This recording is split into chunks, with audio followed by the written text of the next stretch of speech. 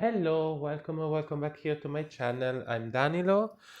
Today I'm using the Endless Oracle by Eric Mail. Mail? I'm sorry if I'm mispronouncing your name. And I'm going to use it to make a storytelling kind of reading. So there's no theme or question by my side. You can, of course, think of one if you have a specific situation. You feel like you will need an advice or some clarity, but I'm not going to read the cards thinking about work or relationship situation. I'm just going to finish giving it a mix and start flipping them and see what's gonna come out of it. Now, from the cat, we can see, let me get a bit of it more in center, the procession and the pomegranate. So as a start, this story, this reading, I see this procession doesn't communicate me a joyful or sad situation. I'm feeling more the walking in some sort of a line, and so a process, time, these sort of things. And the pomegranate, of course, it's a fruit. It has connections with the underworld, with death, but also as a fruit, it reminds me of the concept of of the seed that has to be somehow released from the fruit, and so the fruit needs to be consumed by an animal, or it has to essentially rot on the plant and then fall down. So a slow process of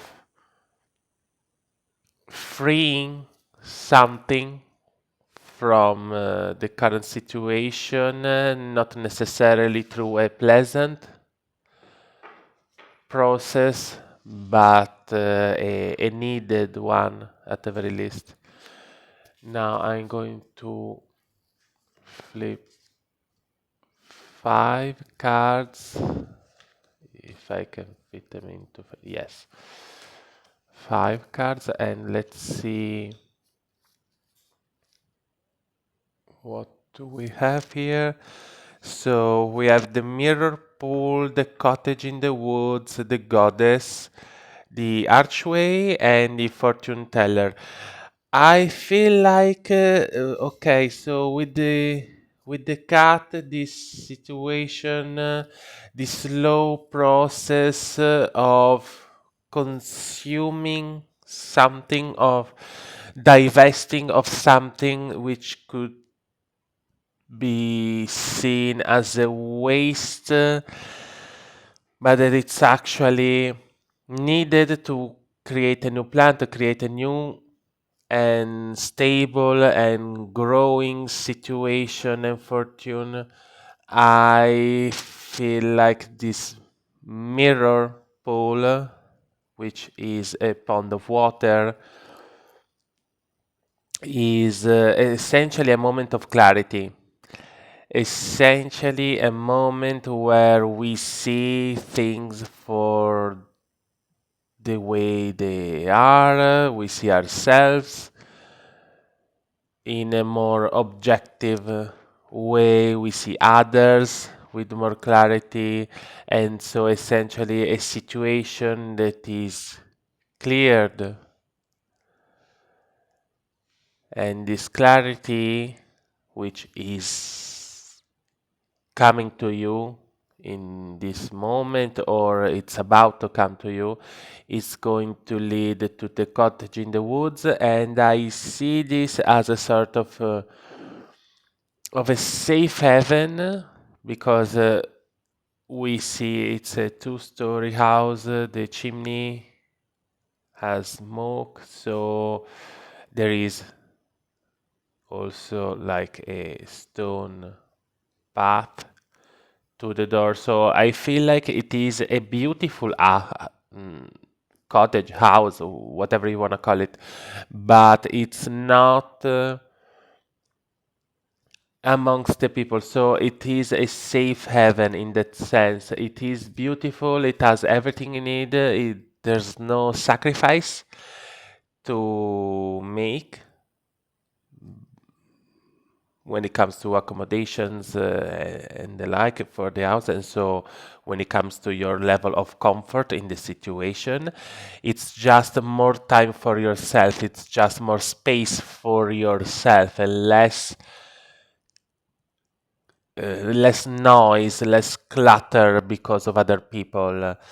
And so this clarity is going to lead you to a moment where you kind of retreat within yourself and your maybe your routine, your spaces, your comfort, what gives you comfort, essentially. And from that, you are going to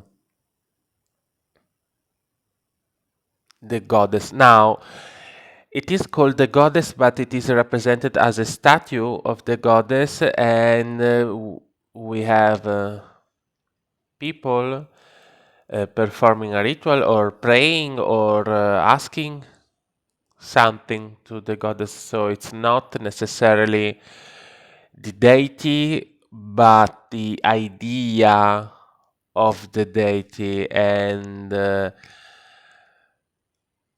how we behave, how we relate to this concept of a greater power. So this, again, moment where you retreat within yourself and you regain space and comfort in your situation, you use this comfort, this moment for yourself to question some sort of external authority, whether it is a bureaucratic or a legal matter, or whether it is a more spiritual one, or even just a sort of fate or probability, or whatever could influence your day-to-day life.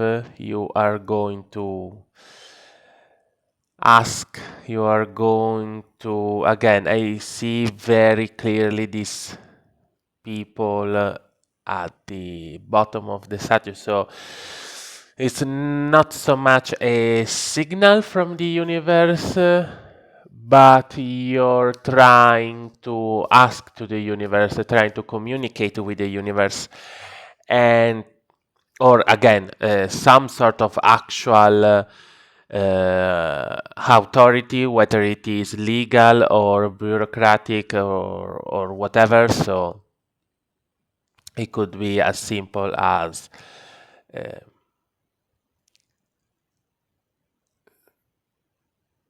having to talk with your internet provider because you want to switch to another company, something like that. There is an authority, there is an authority figure, there is a point of reference that you are going to communicate to, or you're going to have to deal with, and it is going to happen in the form of your request, some sort of request, which is going to lead you to the archway. And in this card we see that it is a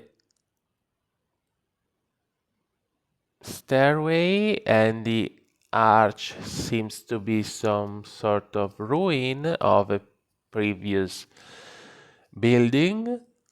We see trees behind, we see the starry sky with the black or new moon, and there is nothing there. So this to me sorts of signal, not necessarily a doorway, an opening through which we should go, but through which we could fall. So it's kind of this situation. Not all doors should be open or crossed. So again, this moment you have with this sort of higher power or authority, whether it is a metaphorical or actual one, is going to show you the possible solution, but also the pitfalls, and is going to lead you to someone that can give you answers. Essentially, I see this as a situation where an initial clarity leads you to some time thinking about what you want, what you have to do, what you should do, and then you start questioning who should be able to help you in doing what you have chosen, but this initial interaction just gives you this. I sense a danger in this card, so I see this archway as again as a potential. There's something beautiful to see behind it, but I feel like this is a sort of broken path. So essentially, once you cross it, once you cross the archway, you are going to follow down this hill or mountain or whatever it is. So it is a danger that you are going to be shown by this higher authority. And this danger, whether it is the only solution or just the mentioned dangers by this authority, is going to make you ask for further advice, further clarifications from a person that could be related to the previous authority, but not necessarily so far removed from your actual situation. So again, if it is a more spiritual or sort of metaphorical kind of higher authority, higher power you try to connect to, this could be an actual fortune teller, this could be a medium, this could be a psychic, this could be some sort of spiritual guide, this could be some sort of actual physical person that is somehow involved in these situations and could give you advice. Or if this is a practical, factual sort of higher power you are dealing with, so whether it is a political one, whether it is a bureaucratical one, whether it is a legal one, this could be, again, whether it is a company you have to deal with for your phone service, your internet service, your contracts for electricity in your house, whatever it is. This could be the main authority, and this could be a client service type of person.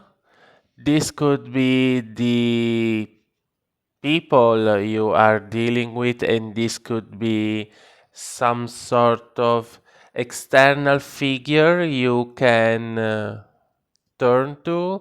For example, if it should be a company or something that is doing something wrong and you can't detach yourself from them, even following their instructions, you should be able to turn to a lawyer or something and force them to give up. If it is a situation where the first number you have or first line of communication you open is too far removed from your specific question, then you should be able to find a more relatable assistant, someone that is more used to deal with the kind of problems you are experiencing. And so this archway in any case is sort of a false hope on one side, or an advice that there is a risk, there is a danger in front of you, explicitly said and explained, or just mentioned. This figure is going to essentially give you what you were asking this figure, but you need this interaction to see how to further refine and specify your question for this person, and to understand what you want to ask to this figure, authority, power, energy, company, what person, whatever it is. You need time on your own. You need to sort of assess your own situation without other people's opinions and interventions. And you need to do it after this moment of clarity where you see yourself in a more objective way, less influenced by your own emotional state, whether it is a positive or a negative one. So, thanks for watching. As always, I remind you that the subscription to my channel is completely free for you. It's just a way for me to be shown by YouTube to other people. It's a way easy for you, and again, totally free for kind of help me and help the channel grow. In the description of my video, you can find my email address should you choose to book a reading with me. And you also can find the handle on Instagram if you want to follow me there. As always, a like if you enjoyed the video is deeply appreciated, and also any sort of comment is also very helpful for the algorithm with YouTube. Any sort of engagement is deeply appreciated. Thank you again. See you next time. Bye.